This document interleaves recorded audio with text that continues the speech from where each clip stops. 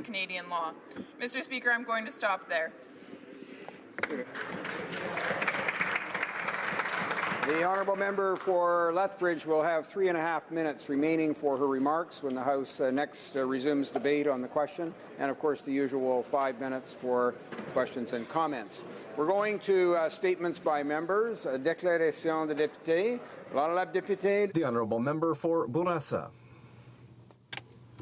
Mr. Speaker, it was with great sadness that I learned of the death of the passing of René Préval, former President of the Republic of Haiti, on Friday, March 3rd.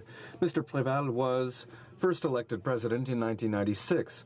He left office in 2001, becoming the first elected President of Haiti to govern for a full term. He reached the presidency again and served another full term in 2006. On behalf of the Government of Canada, the Prime Minister offered his condolences to all the people of Haiti. I myself had the opportunity to meet Mr. Préval on several occasions, particularly following the 2010 Haiti earthquake.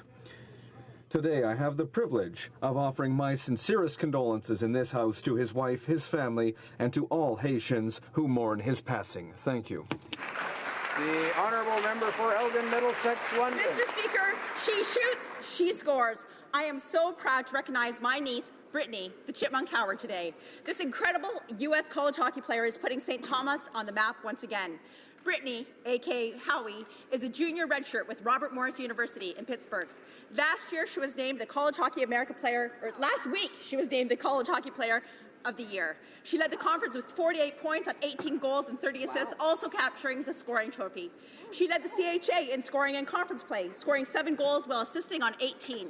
This was her third full season, eclipsing the 40-point mark, setting a new personal best of 48 points. Spider Monkey, as she is known, had 4 multi-goal games, including 1 hat trick, and also put up 15 multi-point games, which was tied for the most in the CHA. To top that off, Robert Morris captured its first College Hockey America Championship and earned a spot in the NCAA tournament by defeating Syracuse 2-0 on Saturday. In the conference title, it is the team's first NCAA berth. On behalf of everyone in the family and everyone in Elgin, Middlesex, London, congrats, Bulldog. The honourable member for Mississauga, Streetsville. Mr. Speaker, last week was an exciting week for the residents of Mississauga. We welcomed the Prime Minister to our great city to discuss the needs of Mississauga and how the federal government can continue to be a strong partner, focusing on infrastructure, Canada 150, and the middle-class families that live in ridings like mine. Later in the week, the Minister of Innovation, Science and Economic Development announced $2.5 million in federal funding, with $429,000 of that going to my riding of Mississauga-Streetsville. Our local Coldest Night of the Year walk, organized by the Dam, raised over $45,000 for the homeless. It is events like these that remind me how honored and privileged I am to represent the people of Mississauga-Streetsville. Thank you. The honourable member for Berthier, Masquinongé. Thank you, Mr. Speaker. This Wednesday, March 8th, we will celebrate International Women's Day. I rise today in the House to remind everyone that equality between men and women is a challenge every single day. Despite all the progress made towards equality and equity, it's clear that there is still much to be done. Still today, far too many women have to fight for their rights to be respected. Think, for example, among others, of Indigenous women and the recent online campaign in Quebec, #OnVousCroit. Even today, far too many women have to fight for their place in certain fields dominated by men.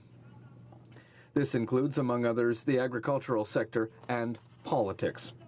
I'd like to take this opportunity to encourage women and men from across the country to get involved and to fight for our values of justice, equality, and equity. Let's celebrate this week and every day equality without limits. Thank you, Mr. Speaker. Honourable member for Long Range Mountains. Mr. Speaker, 2016 was the best year for the Canadian tourism industry in over a decade. Nearly 20 million international tourists visited our country, including many to my riding of the Long Range Mountains. That's 20 million customers for many small businesses across Canada from coast to coast to coast. Our government knows that tourism is an economic driver, supporting over 637,000 jobs, and is the #1 employer of youth. Through Destination Canada, we've committed $50 million in new strategic targeting of international markets so we can grow our tourism numbers even more. Our Connecting America program has seen huge success, with 17% increase just this year in bringing our southern neighbours to Canada. And Mr. Speaker, I would like to remind all Canadians to get their free entry pass to our national parks to celebrate Canada's 150th birthday. Don't forget to participate in the contest to win a trip to Grosmorne National Park in Long Range Mountains. Thank you. Prince George, Peace River, Northern Rockies. Thank you, Mr. Speaker. I rise today to speak to the concerns that have been raised to me by my constituents regarding the political climate in Ethiopia, which have also been raised in the U.S. by my counterpart, Congressman Chris Smith. What is happening in Ethiopia right now needs to be addressed in the strongest possible terms. Ethiopia is potentially on the verge of civil war and/or genocide, and we are in the position to stop it, but only if we do something more than reiterate concerns or call on the Ethiopian government to make genuine improvements. Opposition party leader Dr. Merera Gudina was jailed upon his return to Addis Ababa following a speech he gave to members of the European Parliament condemning the government for its human rights violations. A 6-month state of emergency has been declared in an effort to quell dissenters. Thousands of peaceful protesters have been killed or imprisoned, and at least 88,000 people have had to flee as refugees or migrants last year alone. What is happening in Ethiopia is being called an abomination, and I encourage this government to take notice and take the strongest possible stand against it. Thank you, Mr. Speaker. The honourable member for Mission, Matsqui, Fraser Canyon. Mr. Speaker, I rise today to celebrate the life of Nimrat Gill.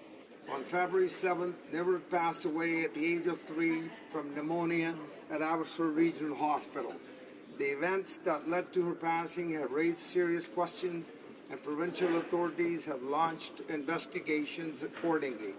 Those who knew Nimrat saw a child full of love and happiness. Her mother, Balraj, her father, Amarinder, and her older sister, Simrat, will always remember her, that playful child whose love for life was contagious. The heart of the child is the heart of the home. From playing Ring Around the Rosie to Daddy Fingers, to reciting her favorite poems, Nimrat's every word and moment was filled with love and affection for the family. There's nothing harder than for a parent to lose their child. I offer Gill family my deepest condolences. Thank you, Mr. Speaker. The honourable member for Niagara Centre. Thank you, Mr. Speaker. The people of Niagara have lost a hero and a legend. Mr. Ed Carter Edwards passed away on February 22nd in the town of Grimsby, Ontario. A Second World War veteran, Ed's story reads like a movie. Enlisting with the RCAF at the age of 19, he served with the 427 RCAF Squadron as a wireless operator. Shot down in 1944 and captured by the SS, he was sent to a Buchenwald concentration camp. Saved by hospital workers risking their own lives, he was later smuggled out by German air crews and sent to a POW camp. After the war, he returned home to Niagara to raise a family. Despite everything he had been gone through, he never lost his sense of humor and was happiest at bringing joy and laughter to those around him. He saw the worst of humanity, but he never lost his belief in humankind. And that is the lesson and the legacy of Mr. Carter Edwards. To his wife Lois and his family, I can only say thank you for sharing Ed with all of us. The honourable member for Calgary Rocky Ridge. Thank you, Mr. Speaker. Mortgage Professionals Canada is on Parliament Hill this week, joined by some of my former industry colleagues with the Alberta Mortgage Brokers Association. I wish to point out the important role that mortgage brokers play in Canada's real estate industry. Mortgage brokers arrange 1/3 of all the mortgages in Canada, and nearly half of those for first-time home buyers, representing $80 billion in annual economic activity. These professionals have a keen eye on the health of real estate markets across the country, and many mortgage brokers are concerned that the rule changes imposed by the Liberal government last October, which were imposed without industry or consumer consultation, are making it harder for young families to purchase homes. I share concerns mortgage brokers have raised with me about reduced competition that will lead to higher costs and limited choices for consumers. I hope many members will take the opportunity to learn about this important industry and that the government will now listen carefully to those they failed to consult prior to imposing change. Honourable Member for Scarborough Centre. Thank you, Mr. Speaker. Last Friday in my riding, young people met potential employers and learned about the changing labour market at the first Scarborough Centre Youth Fair. Youth are entering a job market more challenging than that faced by past generations. Attendees learned about new trends impacting the job market, heard directly from employers about what they are looking for, and got help from organizations providing career services to put their skills and qualifications in the best possible light. Thank you to our keynote speakers, Wendy Cookier of Ryerson University, Ontario Minister of Economic Development and Growth, Brad Duguid, and Michael Thompson, Chair of Toronto's Economic Development and Culture Committee. And a special thank you to the dynamic young leaders of my Community Youth Council who organized this event by and for today's youth. Mr. Speaker, youth unemployment is still too high, and we must continue to have the attention of this House. Thank you. Honourable Member for London North Centre. Mr. Speaker, today I wish to give a shout out to young leaders in London. As MP for London North Centre, it's my honour to meet and work with some of Canada's most brilliant young people. For example, my youth council is made up of talented, devoted, and engaged individuals. I met with them this weekend, and I will bring the perspective that they offered back here to Parliament Hill. Young Londoner from my community, Mr. Speaker, who I have had the privilege of touring around Parliament Hill today, is Corinthian Bennett. Along with his mother Amanda, I had the opportunity to show them around this great house. This bright and energetic young boy has aspirations to be Prime Minister one day. In fact, his ambitious life plan includes being a lawyer, civil servant, Member of Parliament, a minister, and then taking on the top position in our country. Corinthian, I commend your engagement in politics, and I think I speak for all of us when I say we look forward to seeing you in this House someday soon.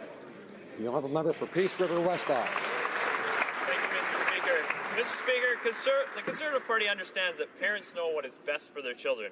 We recognize the tragic impacts of actions by past governments to remove children from the care of their parents. The devastating results of the destruction of the basic family unit by both residential schools and the 60s scoop is a lesson that should not be lost on any of us. While we cannot change the past, we can decide today not to repeat the mistakes that hurt so many.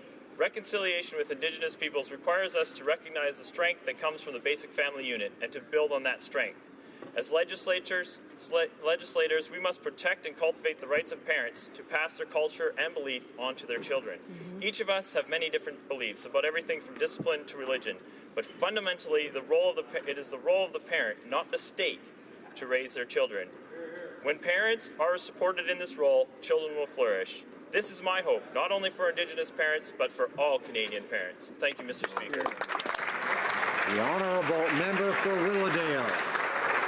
Mr. Speaker, last week over 150 students, teachers and staff descended upon Ottawa to take part in the Children's Breakfast Club's annual visit to Parliament Hill to mark Black History Month. As with last year, I had the honour of co-hosting this event with the members from Scarborough Rouge Park and Humber River Black Creek. We were grateful that the member from Hull Alamer, the Minister of Immigration, Citizenship and Refugees, and the Prime Minister each attended the event to individually address the students.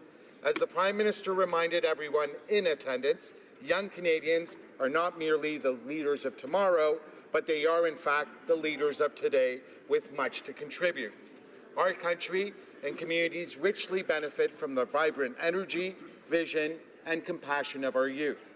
I would like to thank not only the Children's Breakfast Club, but also Via Rail, Historica Canada, Toronto Paramedic Services, and the Toronto Police Department for once again making last week's event. The Honourable Member for Trois-Rivières. Mr. Speaker, I've lost count of the number of times that I've risen in the House to echo the concerns of the victims of pyrrhotite who are still struggling to be heard by successive federal governments in Ottawa. This time I rise to support the efforts of Ms. Mirabelle Chicoine, who with Ottawa refusing to review the cement aggregate quality standards, is leading the group that could be called the victims of the grey area. Let's be clear, these families cannot sell their homes without suffering major losses, and they can't get financial aid from the government to give some value back to their properties. It is high time that Ottawa fund a scientific study to establish a precise standard. Mr. Speaker, as I congratulate Madame Chicoine for her commitment, I once again call on the government and the Prime Minister to establish a new federal standard for cement aggregate quality to free the victims of the grey area from their imprisonment. Honourable Member for Brantford-Brant. Mr. Speaker, the government has admitted in its own report of federal tax expenditures that lower-income Canadians are disproportionately harmed by consumption taxes like the Liberal carbon tax. Documents have demonstrated that the Liberals have already done the analysis to determine how this carbon tax will hurt the budgets of Canadians, but they refuse to release that information. This includes higher prices for home heating, gas, electricity, food, and just about everything that Canadians purchase. What are the Liberals trying to hide? And what is the real cost of the Liberal carbon tax on lower income and middle class Canadians? They have the answers. Why are they not releasing them? The Honourable Member for Halifax. Mr. Speaker, today on Parliament Hill we're joined by representatives from 4 Atlantic Canada universities.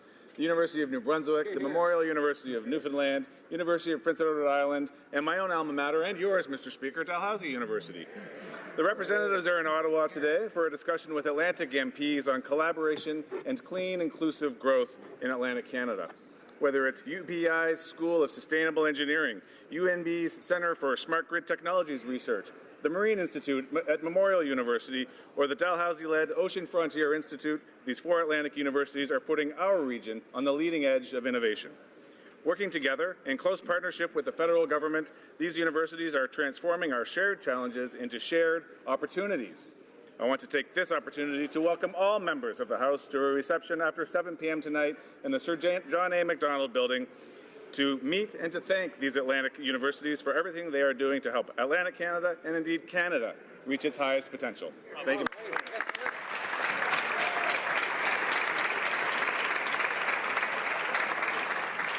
Questions orales, oral questions. L'honorable député de Lac-Saint-Jean. The Honourable Member for Lac-Saint-Jean.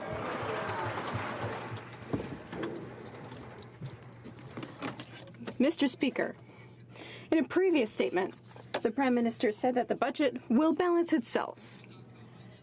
That was during the campaign before he was Prime Minister. We have to admit that a budget does not balance itself. We've heard that he will have to cut income splitting for seniors to try to balance his budget. I hope that he won't try to tackle people who built this country. Is it true that we're going to cut into income splitting? The Prime Minister. Once again, the Conservatives are showing that they are leading a fear-based campaign. As Hazel McCallion said, the seniors aren't going to give in to fear. We've cut taxes for middle class. We've increased taxes for the wealthiest Canadians. We've helped 9 Canadian families out of 10 with the Canada Child Benefit. And we've increased the GIS by 10% for the most vulnerable seniors. That's just a small part of everything that we are doing to help vulnerable Canadians. The Honourable Member for Lac-Saint-Jean. Mr. Speaker, the Prime Minister lost control over expenses of his country. It's easy to spend money when you don't have it, but it's future generations that are going to pay for this. Our children and our grandchildren, they're spending more than what they are taking in. If a person were to do this, they would have to give up the keys to their house or their car, but for the government, it's no big deal. They're just putting the debt off till later. Will the Prime Minister punish Canadian families by cutting even further into the tax credits that they so desperately need? The Honourable Prime Minister. Mr. Speaker, the Conservatives are showing again that they haven't learned the lessons of the last election campaign. We have committed into investing into the future of communities, invest in the middle class of this country, and we have demonstrated that we know that we need to bet on our future, and that is exactly what we are doing. We've invested in public transportation, green infrastructure,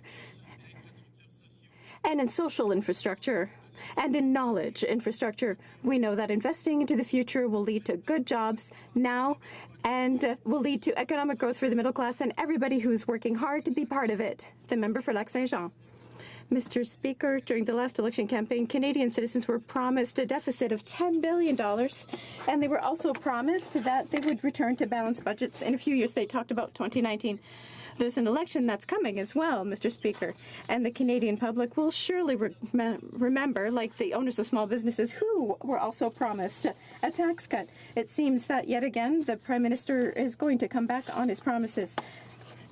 Is he going to finally cut small business taxes to create jobs? The Honourable Prime Minister, we recognize that small and medium businesses generate jobs, and they are economic engines for the entire country. That is why we know that investing, or rather putting more money back into the middle class's pockets to allow them to buy more from small businesses, to know that families will have more money to raise their children. 9 families out of 10 have more with the new Canada Child Benefit, which will help 300,000 young people rise out of poverty. We know that investing into economic growth is good for small businesses. It's good for the economy of this country.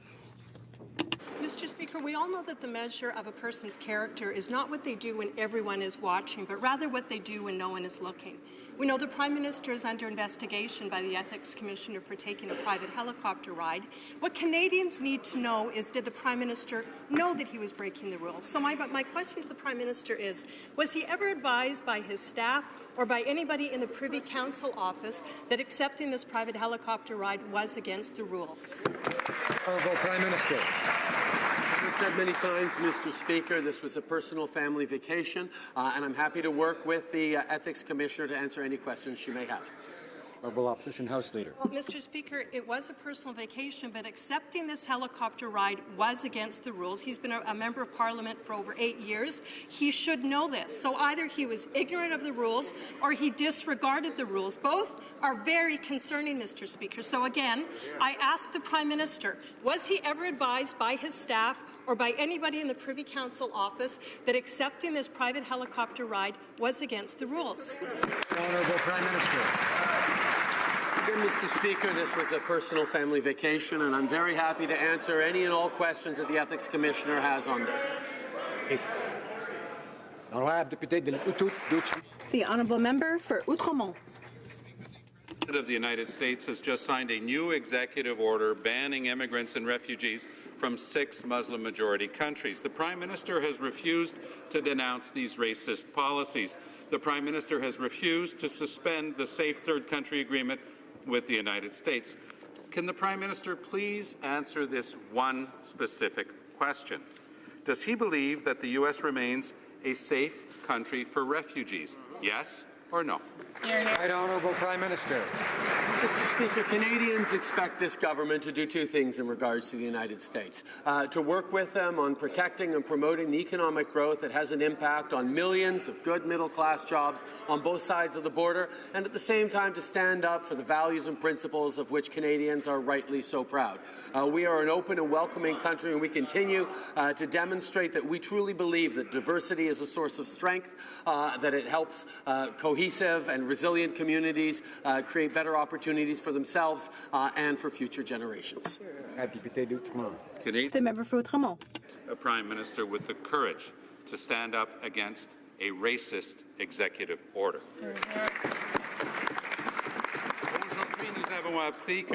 Today, we learned that another Canadian born in Canada was turned back at the American border. She was detained for 6 hours. She was told she needed a visa, which is false. And why was she turned back? The answer is easy to see. How can the Prime Minister not take a position against the United States racist policy when it obviously has consequences for Canadians? The Honourable Prime Minister. Mr. Speaker, we continue to work very hard with the American administration to ensure that our border remains a place where Canadians' goods, services can go through quickly and efficiently.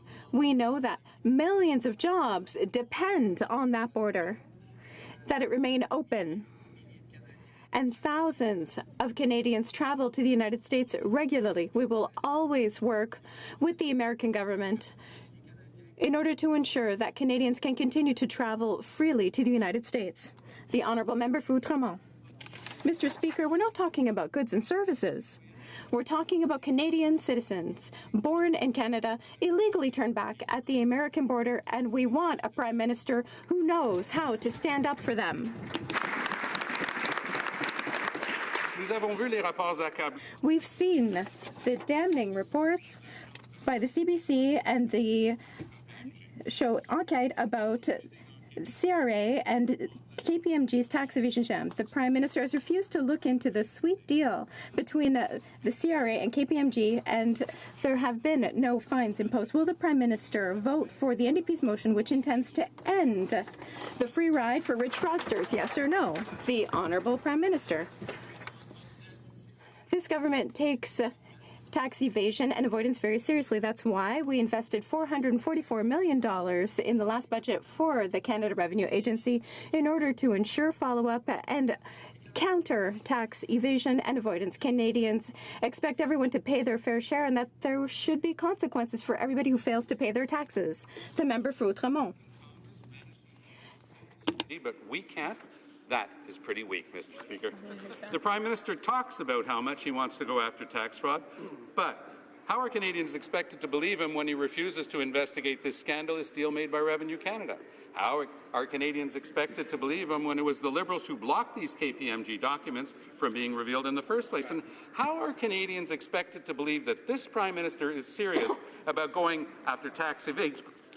Sorry, how are they supposed to believe he's serious about going after tax evasion when he refuses to go after tax evaders? The Honourable Prime Minister. Mr. Speaker, this government is committed to going after tax evaders, tax evasion, tax fraud. That's why we invested over $440 million in Budget 2016 so that the Canada Revenue Agency can continue to press against any tax frauders or evaders. We will continue to work very hard to make sure that everyone pays their fair share of taxes. That's what Canadians expect. That's what we expect, Mr. Speaker. The Honourable Member for Louis Saint Laurent. Thank you, Mr. Speaker. We know that this government is spending quite a great deal. The Financial Post indicated today that there is a serious warning for the Canadian government that if nothing changes, there might be a financial crisis.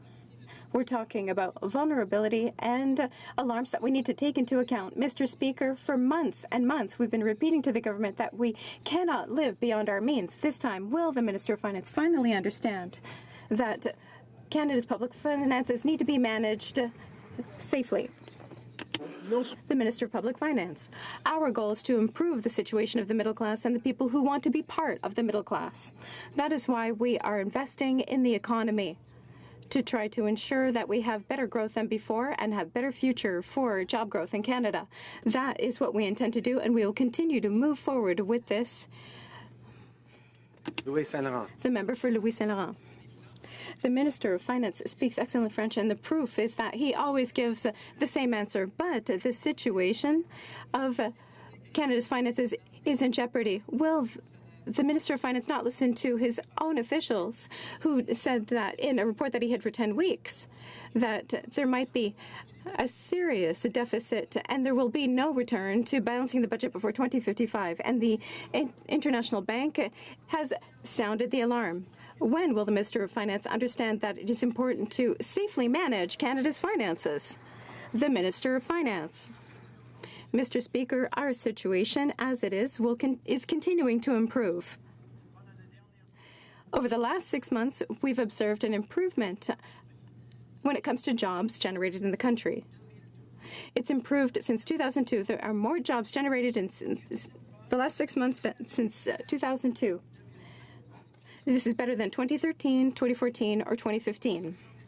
We continue to invest into Canada to generate jobs for Canadians throughout the country.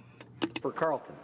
On the carbon tax cover-up, a barista earning $35,000 a year does not earn enough to get anything from the so-called middle-class tax plan, but does earn enough to pay a new Liberal carbon tax on gas, groceries, and electricities. To get some of that money back, she would need to buy a $150,000 electric car in Ontario.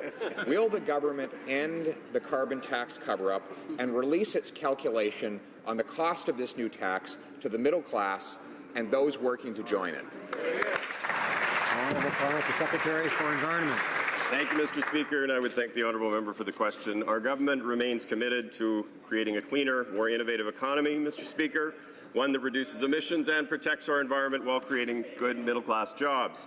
After a decade of inaction, of complete inaction on the climate change file and on the innovation file from the previous government, we're focused on taking real action to address these issues.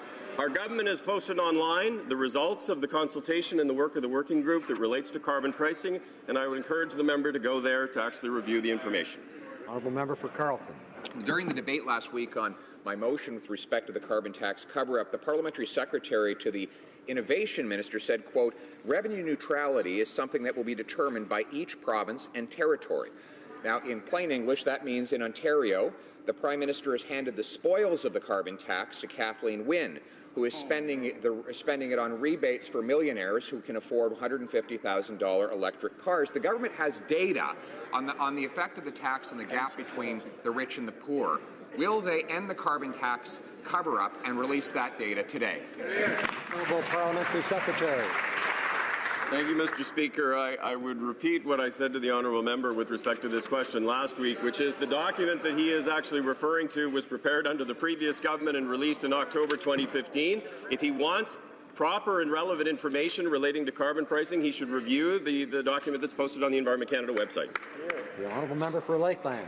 Mr. Speaker, the Parliamentary Secretary to the Minister of Finance, whose department is responsible for the carbon tax cover-up, said that releasing the costs, and I quote, could cause confusion for Canadians, industries, provinces and territories and our partners around the world about Canada's actual plan and the costs associated with it. But there's no confusion. This new tax is devastating. Small businesses like Fargo Ventures in Bonnyville have to pass on cost increases to their customers. Will the Finance Minister release his department's report and end the carbon tax cover-up? Honourable Parliamentary Secretary. Thank you, Mr. Speaker. This government remains focused on and committed to creating and generating innovation and reducing our emissions concurrently. Pricing of carbon pollution will provide certainty and predictability to businesses. Pricing pollution will also drive innovation in this country. Mr. Speaker, after 10 years of doing nothing, this government is focused on ensuring that we both reduce emissions, we drive innovation, and we create good middle-class jobs. The honourable member for Lakeland. Mr. Speaker, the Liberals claim to be open, transparent and fair, but it's clear they're deliberately covering up the harmful consequences of their carbon tax. The Liberals should be straight with Canadians, but it's obvious why they're not, because they don't want us to know. They're making everything more expensive for everyone, and they're hurting the most vulnerable the most. This tax will hit low-income Canadians, the working poor, and people with low incomes and on fixed incomes the worst. How can the minister say this carbon tax cover-up is open, transparent and fair to all Canadians? Honourable Parliamentary Secretary. Mr. Speaker, unlike the previous government, we are focused on supporting middle-class Canadians in every phase of their lives. Mr. Speaker, when it comes to the middle class, our government has reduced taxes for 9 million Canadians. We've implemented a child benefit that benefits 9 out of 10 Canadians and raises 300,000 Canadian children out of jobs. We've enhanced the student loan programming that will...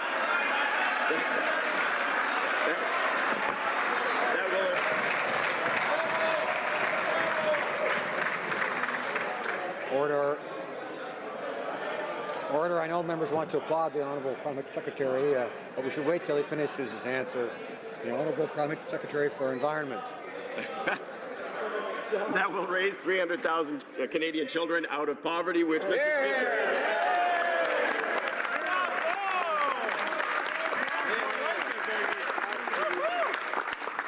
And Mr. Speaker, with respect to the environment, we've worked actively with the provinces and territories, something the previous government did not do, to come up with a comprehensive plan. The honourable member for Sherbrooke. Mr. Speaker, the KPMG affair is haunting the Minister for National Review again with the most recent report on HoC. The KPMG strategy was used as of the beginning of the the year 2000, and yet no criminal charges have yet been laid against these thieves. It's been a year and a half that she's been in her position, and nothing has been done. The minister's not walking the talk, and lofty speeches are no longer enough. Will she commit to an in-depth investigation to shed light on these agreements with white-collar criminals and commit to laying charges against these thieves, not just KPMG's accountants, but the fraudsters themselves, the Minister for National Revenue? Mr. Speaker, it is thanks to the Canada Revenue Agency that this tax evasion strategy by KPMG was discovered. My colleague knows very well that the issue of KPMG is an active file and that the work of the agency is before the courts, and discussing it could compromise our efforts. Some of my colleagues seem to have a short memory, so let me remind them that last March, an independent third party looked into the matter, and the conclusions were that the agency acted well according to its own policies and rules. The member for Rosemont-Petite-Patrie. $444 million, and yet no charges. I'm sure that white-collar criminals are very scared. People who go to work every day have to pay their taxes. They have no choice. But if they declare late, wham! The very next day, they have to pay interest. But if one's a millionaire, the rules aren't the same. You can hide your money under the palm trees of a tax haven. And if you get caught, there are secret agreements that have no fines. Mr. Speaker, when will the Liberal government grow a spine, stand up for everyone, get rid of loopholes, renegotiate bilateral agreements, and punish people who commit fraud? The Honourable Minister for National Revenue. Mr. Speaker, our government is firmly committed to fighting tax evasion and tax avoidance. Our tax system, we want to ensure that our tax system is fair for all Canadians. In the last year, the government was able to get $13 million because of measures against tax evasion. The agency has improved its ability to collect information and has access to more information than ever before. Ms. Thompson, Caribou, order. Mr. Speaker, today the Innovation Minister was forced to stand in this House and acknowledge that he misled when he said that the company he's selling our BC retirement homes to was Canadian. He confirmed what we'd been saying all along. It is going to be under Chinese ownership. So in this minister's desire to be transparent, will he confirm who owns On-Buying Insurance, the Chinese company he agreed to sell our facilities to, or as one of the residents in my riding says, who will own my home? Honourable Minister for Economic Development. Mr. Speaker, we think investment is a good thing. Global investment into Canada is actually good for our economy. It'll create opportunities. It'll create jobs. Under the specific transaction under the Investment Canada Act, we made sure that we put forward a proposal that focuses on growth and opportunities for seniors as well. So with regards to retirement concepts that are managed and operated by Canadians, they have now the ability to expand, which will provide better services for seniors and more job opportunities, Mr. Speaker, and that's good for the economy. Member for Kamloops, Thompson, Caribou. Mr. Speaker, we have no faith in this minister at all. He said he did his due diligence, but he didn't even know who owned the company that's going to be taking care of our seniors. So is he in a position? We want to know who owns On-Buying Insurance. 2 weeks ago, he said it was Canadians. Who owns it? When will he put this sale on hold until he assures people throughout Canada that he has done his due diligence and this is not a hasty political seller? The Minister of Economic Development. Mr. Speaker, the British Columbia government has approved the operating licenses for retirement concepts. And again, I want to make it very clear, we're very open to trade, we're very open to investments because it's good for the economy. When it comes to seniors, Mr. Speaker, we do not need any lessons from the member opposite. It is our government that increased the guaranteed income supplement for seniors. It is our government that reduced the old age security age from 67 to 65. We will continue to help seniors and will continue to find economic opportunities that will create growth and jobs, Mr. Speaker. The honourable member for Sarnia-Lambton. Well, Mr. Speaker, the Innovation Minister is rushing to sell essential senior care facilities to On-Buying Insurance without telling Canadians who's pulling the strings. And the Minister won't tell Canadians who owns this company because he admitted today he doesn't even know. Wall Street firm Morgan Stanley refused to do business with On Bond Insurance because they were alarmed by the murky ownership structure of this Chinese firm dominated by a who's who of the Chinese Communist Party. In light of the minister's revelation today, will he finally act in the interest of Canadian seniors and put this sale on hold? Honourable Minister of Economic Development. Mr. Speaker, under the Investment Canada Act, we did our due diligence, we followed the process, and we determined that this particular transaction was in the overall net economic benefit of British Columbians and all Canadians. Because again, we're open to investment. This provides additional resources for retirement concepts that allows them to expand their facilities, which creates jobs, which provides additional resources for the seniors as well, Mr. Speaker. This is good for British Columbia. This is good for Canadians. This is good for our economy. Honourable Member for Barrie Innisfil.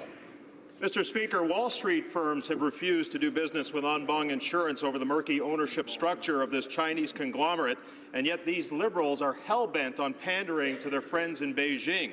The Chinese conglomerate, dominated by a who's who of the Chinese Communist Party, should raise red flags. It certainly has among Wall Street firms. So it begs the question, Mr. Speaker, how did we get to a place where the wolves of Wall Street have more integrity than this Liberal government?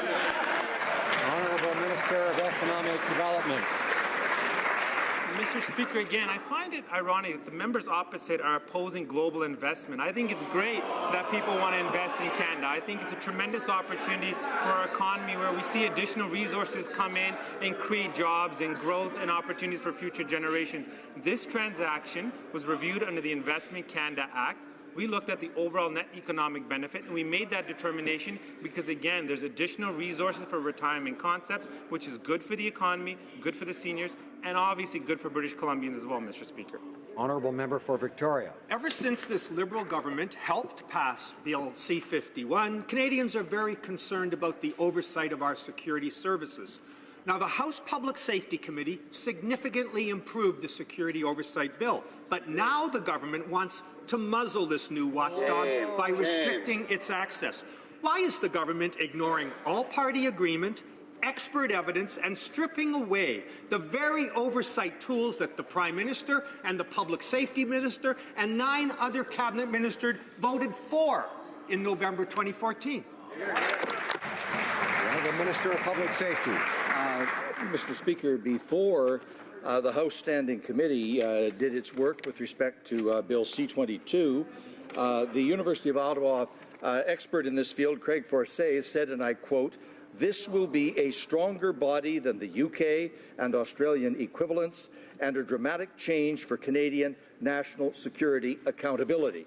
That is before the committee amendments. The committee made some changes. Some of those can be accepted and others cannot.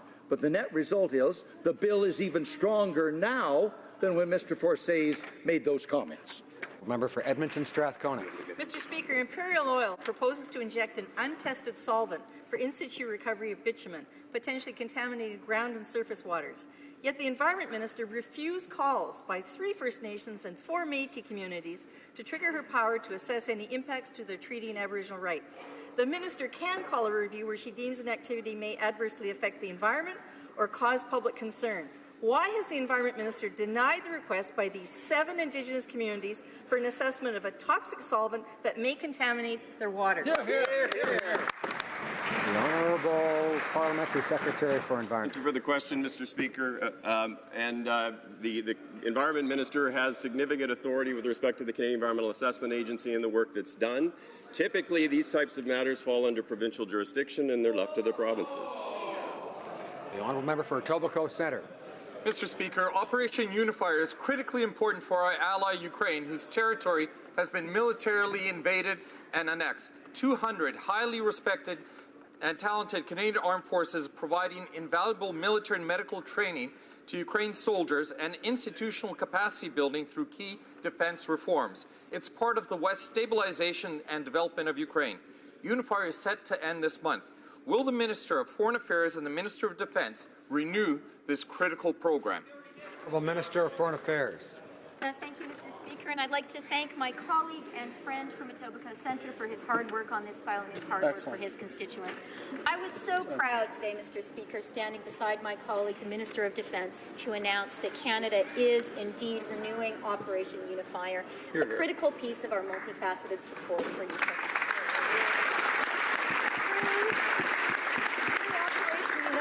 Our brave men and women in uniform provide valuable military training supporting Ukraine's defense of its sovereignty in the face of Russia's illegal occupation. Canada is a steadfast friend and ally of Ukraine, and we always will be. Slava Kanai. Member for Battleford, Lloydminster. They left out the one thing Ukraine really wanted, the satellite imaging, Mr. Speaker. The Minister of Foreign Affairs said in this House that when it comes to trade deals, and I quote, "We need more transparency in what's happening. We need not just great photo ops, but the details of what's going on." So, why is it then that secret bilateral trade meetings were held last month in Beijing before public consultations were gazetted here last week? Why isn't the minister open and transparent with Canadians? What's already been agreed to with China besides the sell-off of our seniors complexes? The Honourable Parliamentary Secretary to the Minister of International Trade. Thank you very much, Mr. Speaker. And as an MP from British Columbia, it's an honour to speak up for the fact that Canada is a Pacific nation. A comprehensive relationship with China, grounded in mutual respect and regular engagement, will open the door to greater opportunities for the middle class. Exploratory discussions are a key step in this process, as the Prime Minister said on his trip in September. But you might be interested to know what your former colleague John Baird said about this. Last week he said, "I think the direction the government is going in terms of our relationship with China is good news for Western Canada. We look forward to our communications with the country." Thank you. Bravo. I remind the Honourable Parliamentary Secretary to direct her comments to the Chair. I remind the Honourable Parliamentary Secretary to direct her comments to the Chair. The Honourable Member for Richemont-Tabasca. Mr. Speaker, our economic issues with the U.S. are not solved and don't seem to be improving. TPP, softwood lumber, diafiltered milk, NAFTA. Meanwhile, we've learned through the media that the Minister of International Trade has undertaken negotiations in view of an FTA with China. Mr. Speaker, while we know that this government was incapable of solving a single problem with our main trading partner since it's been elected, could it at least give Canadians what's going on with the status of secret talks with China?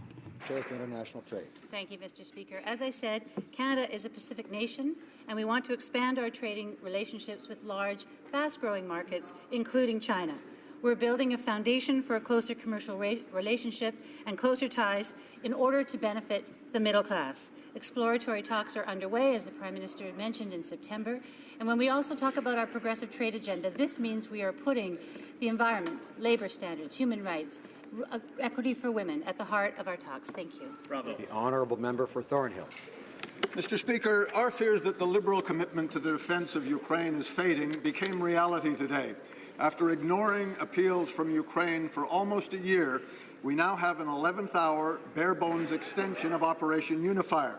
But this extension doesn't speak to the recent deadly surge in the Russian-backed war. It doesn't respond to Ukraine's request for expansion of Operation Unifier or to the appeal for defensive military weapons. So, Mr. Speaker, why are the Liberals coming up short for a democratic ally? Honourable Minister of Foreign Affairs. Mr. Speaker, as I hope the Honourable Member for Thornhill will have the honour to recognize, our party, our government, and I personally stand very strongly in support of Ukraine. That's why I was absolutely delighted for us to extend Operation Unifier. We are there in Ukraine, as is the U.S., as is the U.K., with our 200 men and women in uniform. That's why I was delighted to meet with President Poroshenko on the outskirts of the Munich Security Forum 2 weeks ago. I know the Ukrainians appreciate our support and understand Canada is Ukraine's strongest ally. Honourable Member for Thornhill. Well, Mr. Speaker, Ukraine expects more. And, Mr. Speaker, we know the Minister used to speak much more directly to the Russian invasion and occupation of Crimea and to the Russian-backed war in eastern Ukraine.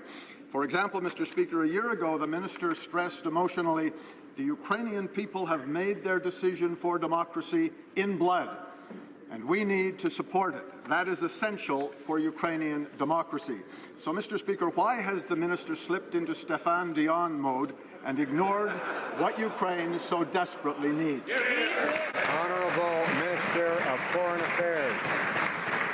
Mr. Speaker, Speaker, yet again, I would like to say I believe Canadians of all parties, the Conservatives, the Liberals, and the NDP stand together in our support of Ukraine. That's why we had unanimous support in this House for the Canada-Ukraine Free Trade Agreement.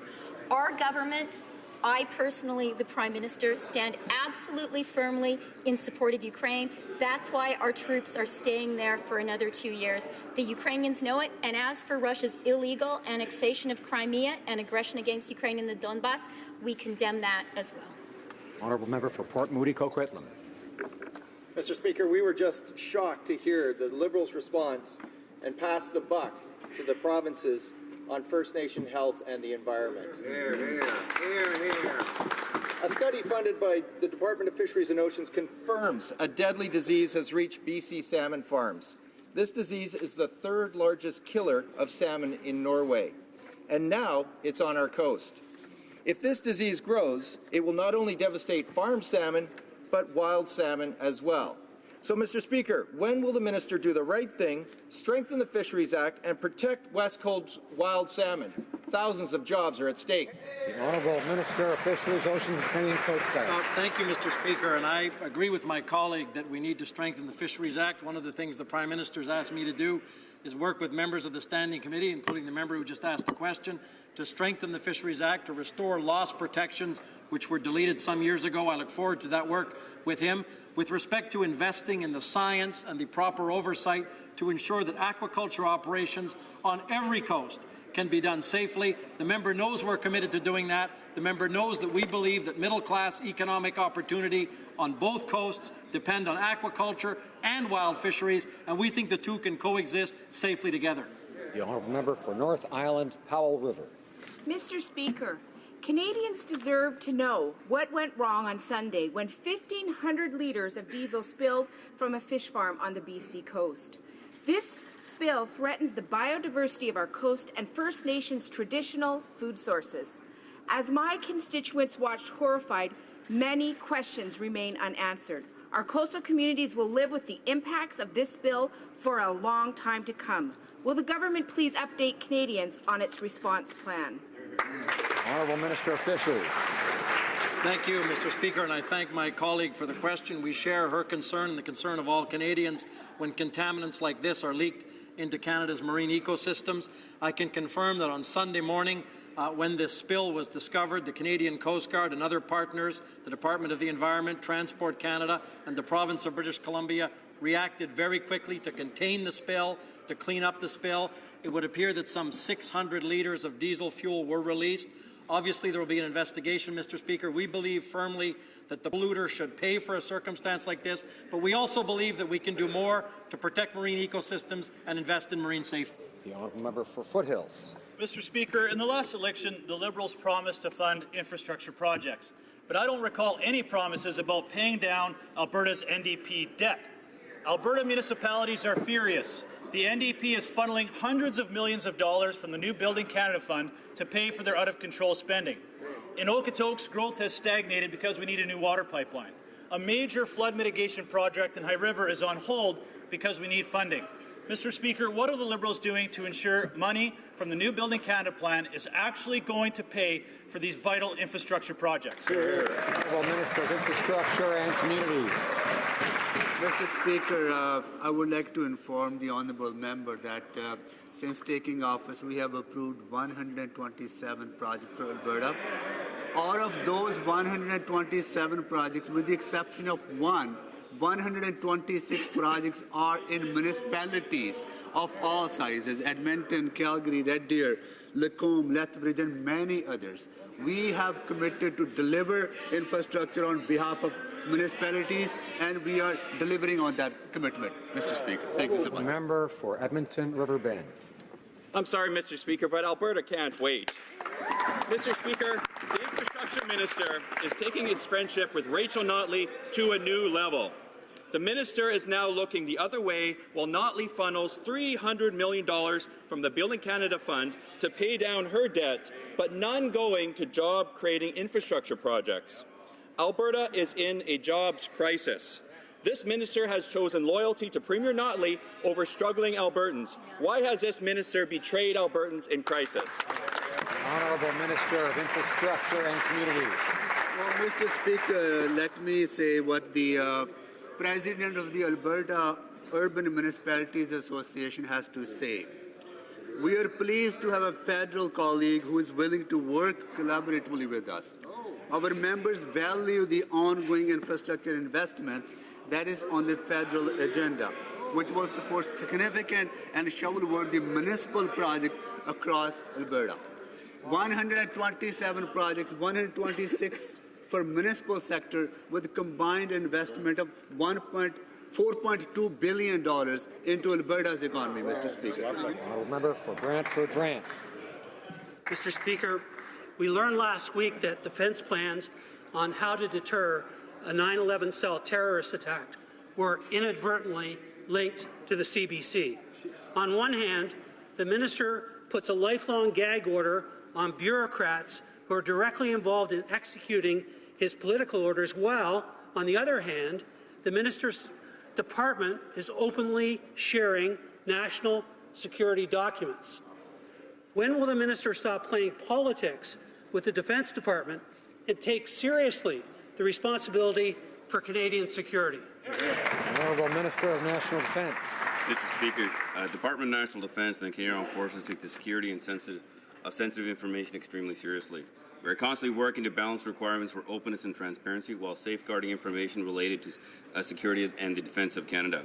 In the last fiscal year, the Department received over 2,000 access to information requests and released over 200,000 pages of documents to the public. The classified documents were inadvertently released as a result of a human error. To avoid this in the future, we are reviewing this process to ensure such a situation does not reoccur, and we continue to meet our legal obligations. Thank you, Mr. Speaker. Honourable Member for Calgary Skyview. Thank you, Mr. Speaker. Mr. Speaker, our government was elected on a promise to make historic investments in infrastructure because we understand that infrastructure plays an important role in driving growth while delivering the housing, bridges and roads Canadians need. My question is to the Minister of Science. What investment is our government making in research infrastructure so that scientists have the tools to make Canada a world leader in research and innovation? Thank you. Honourable Minister of Science. I want to thank the member from Calgary Skyview for his important question. Our government is committed to investing in the labs and tools researchers need to enhance their scientific research. Last week, I announced more than $50 million through the Canada Foundation for Innovation for research and research infrastructure so that researchers can continue to discover and innovate. Their discoveries improve our economy, environment, communities, while also growing a strong, vibrant middle class. Honourable Member for Banff Airdrie. Mr. Speaker, the Liberals have a habit of saying one thing and then doing another. First, there was a promise of a small deficit. Now it's out of control. Then they promised a balanced budget by 2019. Now it won't be until 2055. Now the Liberals are saying that principal residence reporting is about foreign investor compliance. Turns out it may just be a new way to tax small businesses. So I want to ask, will the new rules requiring Canadians to report the sale of their principal residence on their tax returns eliminate any portion of the capital gains exemption if they run a small business from their home? Yes or no? Honourable Minister of Finance. Mr. Speaker, the capital gains exemption on principal residence continues. We have asked that people report on their tax report when they sell a home so that we can ensure that we understand when people are selling homes and that it is in fact their principal residence. There is an administrative approach to make sure that people who are running a small business from their home can continue to be eligible for that principal residence exemption. The Honourable Member for Salaberry-sur-Roi. Yesterday, there was a meeting in Hemmingford between representatives of the RCMP, the UN, an NGO, and citizens. I thank them for participating. Citizens have been very open and welcoming to refugees who cross the border on foot. While the new decree by President Trump will be in place soon, will the Liberal government finally suspend the Safe Third Country Agreement and offer resources to the CBSA and to our border communities? Where is the plan? The government has been recognized around the world for having a compassionate refugee system. We maintain that tradition. The Safe Third Country Agreement is an agreement between the United States and Canada on the orderly handling of asylum claims in both countries, and the head of the UNHCR in Canada is on record as stating that the domestic asylum system in the United States is intact, and therefore it would be irresponsible to withdraw from the Safe Third Country Agreement. If the New Democratic Party wants to get into an argument with the UNHCR, which has expertise on this issue, they're more than welcome to do so. Honourable member for Brampton North. Mr. Speaker, on March 7th, Megan from my riding of Brampton North will be joining me in Ottawa to experience a day in the life of an MP. As a part of Equal Voices Daughters of the Vote initiative, can the Minister of Status of Women please highlight what our government has done to encourage women to get involved in politics and government? Honourable Minister for the Status of Women. Mr. Speaker, I'd like to thank my honourable colleague for her effective advocacy on the people of Brampton North. Our government is committed to removing barriers for women in politics. That's why we're providing over $13 million in Canada-wide projects to empower women in political and community action, and it's why we are proud to support the work of Equal Voice and to be hosting the Daughters of the Vote here in Ottawa this week. I hope all my colleagues will join me in wishing the Daughters of the Vote a memorable and inspiring week here in Parliament. Hear, hear. Honourable member for Cariboo Prince George. Mr. Speaker, the previous Conservative government understood the severe threat that invasive species such as the Asian carp pose for Canadian waterways. We learned last week that under the Liberals' watch, Asian carp have made their way into the St. Lawrence River and nearby waterways. This will have a detrimental effect on the commercial and recreational fishing industry and could cost the Quebec economy millions. When will the Liberals start taking these developments seriously and take aggressive action to mitigate the growth of such an invasive species? Honourable Minister of Fisheries. Thank you, Mr. Speaker, and I thank my colleague for the question. We share his view and the view of provinces and many states about the threat posed by invasive species, specifically the Asian carp. That's why we've invested considerably in science in order to properly monitor what's happening with invasive species, not only the invasive carp, but others in other waterways across the country. And more importantly, Mr. Speaker, we're making investments in infrastructure that will not only help prevent invasive species from reaching our waterways. We'll work with partners like the Great Lakes Fisheries Commission and others to ensure that those investments reach the intended target of reducing these invasive species. The honourable member for Rivière-du-Nord. Mr. Speaker, KPMG enabled Canadian multimillionaires to avoid respecting the Income Tax Act thanks to an agreement with the Canada Revenue Agency. This is no joke. For the CRA, KPMG and its clients are above the law. It's not surprising since the Liberals voted against our motion against tax havens. The Prime Minister stated last spring that if the agreement is erroneous, it will be reevaluated. So, my question is, was the agreement erroneous, or is tax evasion okay, according to the Liberals? The Honourable Minister of National Revenue. Mr. Speaker, tax rules are the same for all citizens. And I can tell you that it's thanks to the efforts of the CRA that the case of KPMG and the tax evasion abroad has been discovered and dealt with. Let me be clear. Tax fraudsters can no longer hide. We take this very seriously, and those who choose to take part in these schemes will have to deal with the consequences of their actions, and Canadians expect no less, Mr. Speaker. The Honourable Member for Rivière-du-Nord. I thank the Prime Minister for his excellent answer, Mr. Speaker. KPMG received over $92 million in federal contracts since 2006. That's a good client, a really good client, a partner. Well, this partner, KPMG, encouraged its private clients to engage in tax evasion and avoid paying taxes as ordinary people have to do. As long as there's no light shed on these schemes, can the government at least cancel its contracts with KPMG? Are we to understand that there's no problem dealing with a company that encourages tax evasion? Mr. Speaker, I must say that my colleague knows full well, the case of KPMG is before the courts right now. and we continue to pursue action against KPMG. It's before the courts right now, and we will see this to the end, as Canadians have asked us to do. That's what we promised during the election campaign, and that's exactly what we're going to do. The Honourable Member for Mirabel. Mr. Speaker, the Liberal government's inaction and kowtowing to the American government is very expensive for Quebecers. We've seen this with softwood lumber, diafiltered milk, spent hens. We've seen it many times.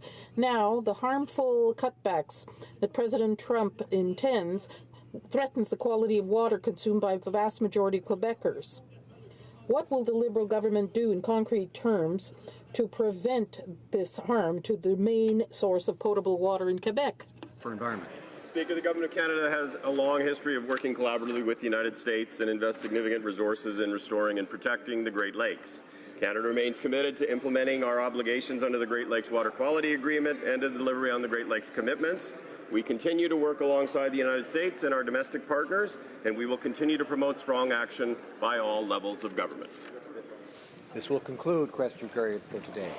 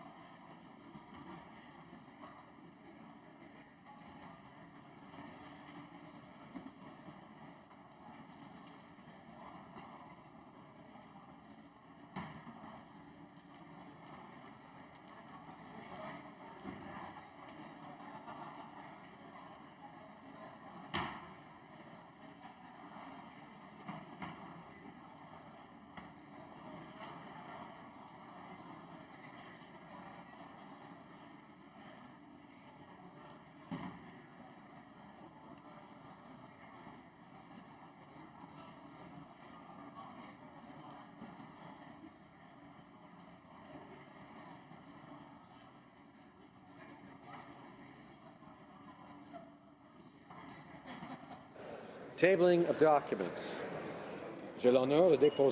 I have the honor to lay upon the table the report of a Canadian parliamentary delegation concerning its visit to Norway on January 9th and 10th, 2017. Tabling of documents. Just 1 second.